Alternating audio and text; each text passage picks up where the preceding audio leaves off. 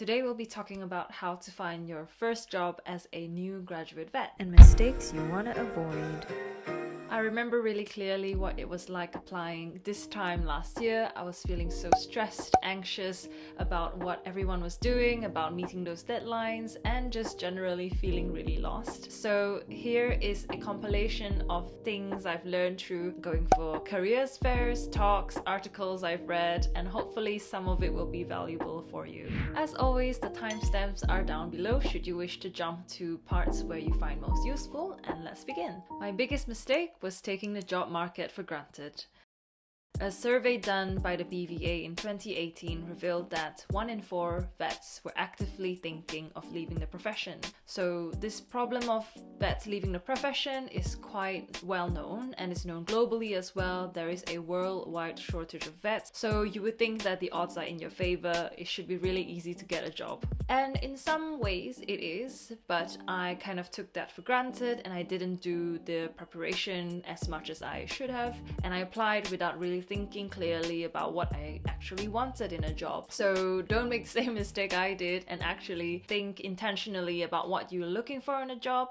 Don't feel complacent because you think that, oh, I've done 6 years, I've got this qualification, I will definitely get a job. Sure, you will definitely get a job, I guess, but I guess it's just being intentional and also seeking out the jobs that you actually want to do, not applying for the sake of applying. Firstly, where does one find a vet job? These days, thanks to the internet, you can literally just pop in farm animal vet, small animal vet, job, location, and you can find loads of information. Generally, we look at the Vet Times website, Vet Record Careers, or even the Vet Wings Jobs Facebook page, where vet practices directly advertise their job postings to vets. Other ways you can try is to go through recruiters. So if you create a LinkedIn profile and say that you are a vet, chances are you get loads of requests from recruiters wanting to connect with you. Should you go via a recruiter or not, that really depends. If there is a job posting that you really want, I don't see why not. What tends to happen is if you go through your recruiter, they are very helpful in searching for jobs specific to what you're looking for. If you get the job successfully and the practice is happy, recruiters will get a commission of the hire, basically. The main thing to note is that make sure you're taking the job because you genuinely want a job, not because you're being pressured by recruiters or being influenced by them. Next, should you apply for a corporate job or an independent vet job? So for some context, working for a corporate practice means you're working for one of the big names such as CVS, IVC, Medivet, Linnaeus, Vet Partners. These large corporations have bought many small individual independent practices, and essentially think of it like the Sainsbury's of the vet industry. What happens is you generally are placed in a graduate scheme as a new graduate vet, and you have tailored CPD events where they have a support network among that corporate itself, and you get that kind of vibe. Personally, I am working under a corporate, so I guess I'm kind of biased towards that experience. So far, I've only experienced good things. Because they're a corporate, they tend to have more support in terms of funding or benefits, in terms of discounted pet goods, services. With a corporate practice, you will not only have support from your own vet practice, but if you need extra support, you have your sort of corporate managers, regional or area managers that can give you extra advice and support as well. So in the terms of being a new grad, we had sort of regional coaching schemes where you get extra mentoring support from other practices. So I guess it's kind of nice if you have some issues with your current practice and you want like a third person sort of point of view, you can just go to them. Or if you feel like you're not happy with your current practice and you want to transfer to a different vet practice under the same corporate, you can do it that way as well. Working for an independent practice, on the other hand, independent practices are basically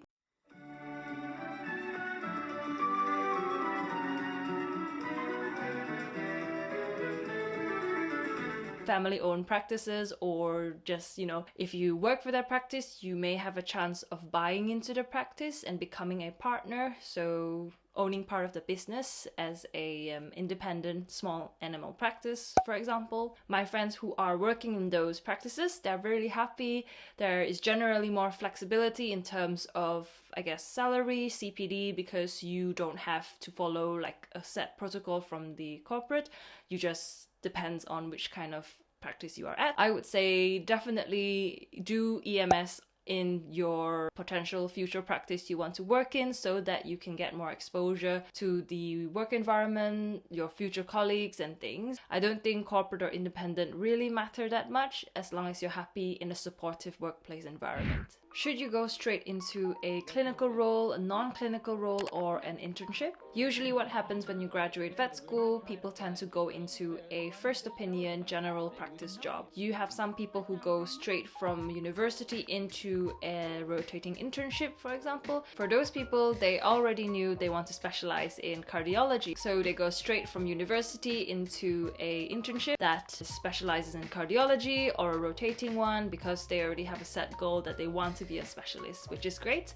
But if you're like me, you're not really sure what you like and you want to explore, going into general practice definitely is the way to go, because you do loads of things from dentistry to imaging to surgery to consulting, so then you sort of build your interest through that. These days, people tend to prefer if you've done at least 2 years of clinical first opinion work before you go into an internship or pursue a residency. If you want to go into a non-clinical route, there's loads of options as well. You can go into teaching, mentoring, or even consulting. There's loads of vets that become great consultants. You can go onto the VSGD Facebook page to have some inspiration. They have a website as well. Next, we go into how to write a CV and or your cover letter. I remember discussing with my friends about how much we have to go through to vet school, do our EMS placements, assignments, exams. We sit through all of these hard work and we get the qualification of being an MRCVS vet. So why can't they just give us a job? So unfortunately, the interviewers or your future employers don't know you, don't know how great you are, so you kind of have to lay it out on them, and guess what? You have to be comfortable selling yourself. Now, I can feel you cringing through the screen right now at the thought of selling yourself and talking about your achievements. Personally, I feel very shy or like cringe at the thought of like, oh, I have to talk about how great I am. Isn't that being very arrogant, like over the top? But no, it is a process that we all have to do. So basically with your CV is a list of your achievements, any awards you have, work experience that you've done, just to show that you are fit and suitable for the job, and also some personal information like your contact number, name, basically. I've also listed some vet-specific resources on writing your CV and cover letter. Another thing I did for my CV was to not only write about the work experience that I've done, the best work experience that is relevant to the job. So for example, if you're finding a farm animal job, make sure you put your best farm animal experience there, a little bit about what kind of skills you've learned and achieved through it, and your confidence in your sort of like tissue handling skills, for example, your passion into reproductive herd health, if that's what you really into, and you could even write about a little bit about the research paper or project that you've done at university just to stand out.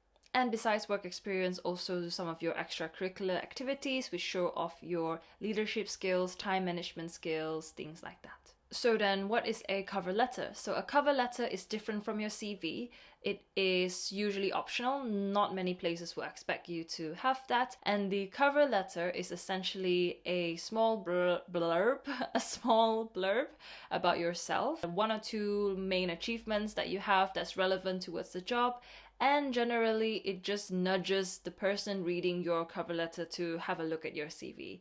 Bearing in mind, they may receive a lot of applications. If they are a really competitive practice, then you need to stand out. Remember, it is different from your CV, so don't just copy paste whatever is in your CV into your cover letter. Make sure that it's short, concise, and also a good tip to write at the end of your cover letter is an active sentence of you wanting to schedule a meeting with them or schedule a job visit with them, so it shows, initiative and action. Preparation is key, so I highly recommend you practice mock interviews with your friends, your family, anything to help you think on the spot and answer things calmly. Have a think about what kind of potential questions they would ask. If you look online, there's loads of generic work questions such as why do you want this job? Why do you see yourself as a fit for the team? You know, what's your strengths and weaknesses? Some practices will just want to get a feel of you as a person, get to know your personality. Other practices may ask you some common clinical questions. So when you are applying, let's say around this time and your final year, and you sit your interviews generally in sort of maybe January, February or March time, you will sort of be revising for your exams at the same time and also learning things in your rotations. Just to say that the clinical information should already be somewhere in your head, so you don't have to revise sort of intensely, but I would say review the common conditions. For example, if you're faced with a pyometra, what are you gonna do? Or if you're faced with a cow with milk fever, what are you gonna do? Things like this. And generally have a few good work experience topics to talk about if you are given the opportunity to. So they may ask what was a difficult case that you saw. So use it as an opportunity to bring in any skills that you've acquired, any reflections you want to talk about in your interview. You can use reflective frameworks such as the SMART framework or Burton's model, anything like that, just to help get the conversation going in your interview. And when it comes to technical questions, basically it's more about how you're working up a case. They may ask you sort of what kind of diagnostic tests you would do, what are your differentials based on the clinical history. So I guess you can practice running through some of these with your friends so that when they ask you a question, you won't be completely thrown off. You will sort of be able to think calmly and just work through your differentials, diagnosis as you would, when you graduate as a vet.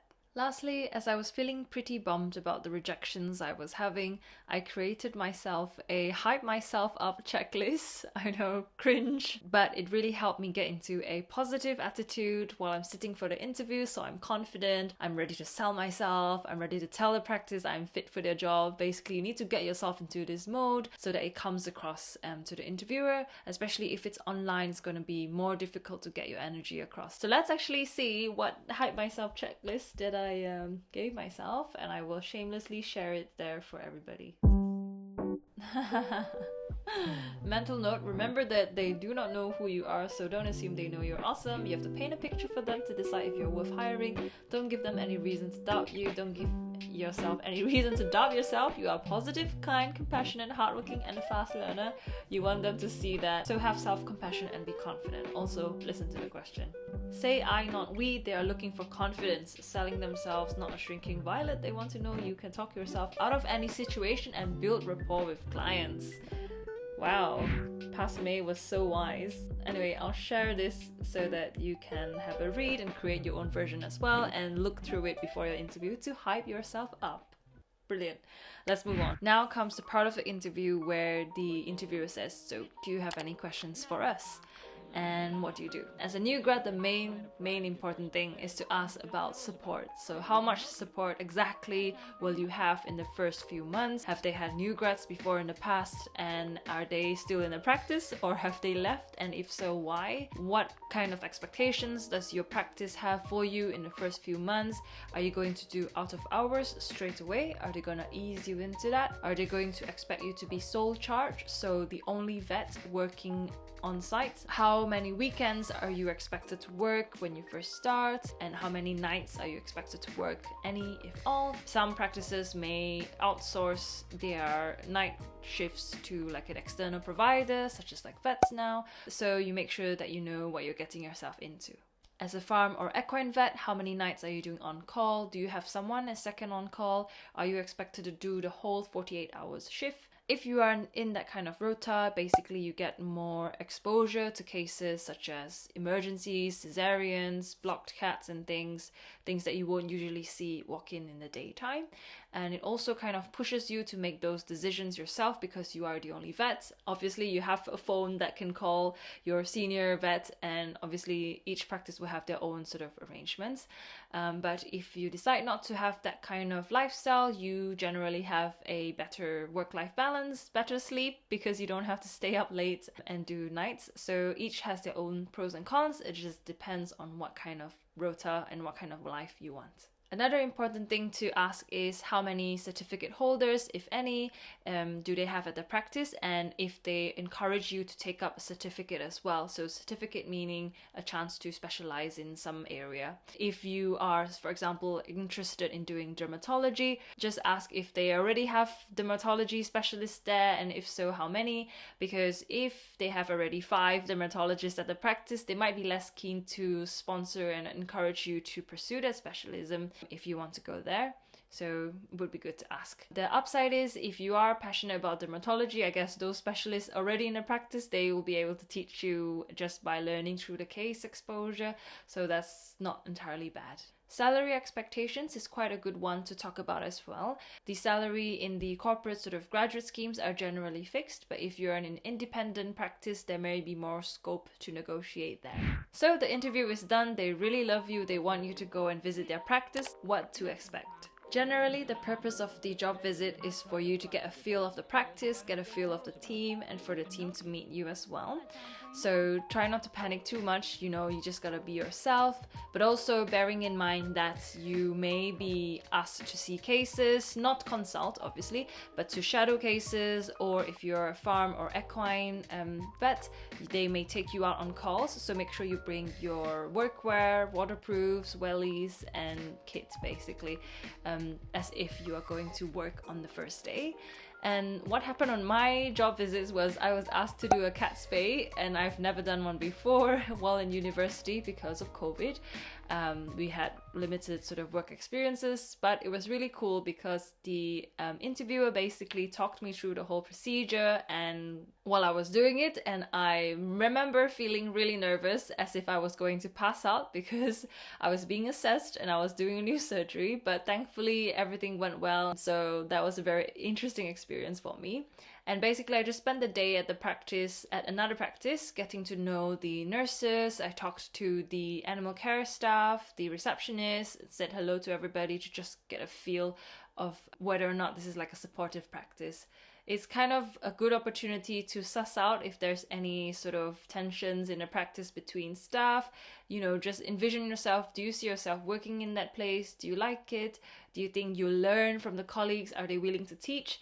And because it ticked all my boxes of that, support, willing to teach, high quality evidence-based medicine, I picked my job based on that. I guess in hindsight, I would have asked the practice about their anesthetic protocols just to see what kind of options they use, if they do any other cool procedures that I might be interested in learning in the future. Things like that would be quite useful. Lastly, as cliche as it sounds, just be yourself. You have to be yourself because if you are pretending to be someone else, you may not be able to pretend for a very long time and then not get on with them in the long run. So just be yourself, see if you click with them. So to recap, make sure you are confident and sell yourself. Don't be afraid to shout about your achievements. This is the time to do it. And remember, your interviewer doesn't know how brilliant you are. You literally have to show them. 2, mock interviews. Make sure you prepare mock interviews, have a range of questions just to ask yourself, some bullet points to think about, some cases that you want to talk about, and review your clinical conditions basically.